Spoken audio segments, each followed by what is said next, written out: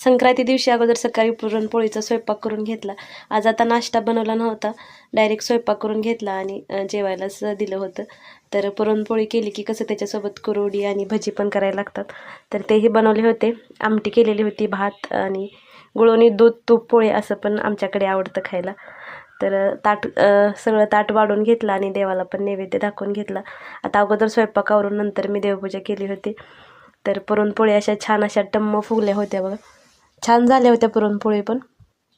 नंतर मग मी देवपूजा करून देवाला पण नैवेद्य दाखवून घेतला आणि सुगड पूजन आपण कालच केलेलं होतं भोगी दिवशी.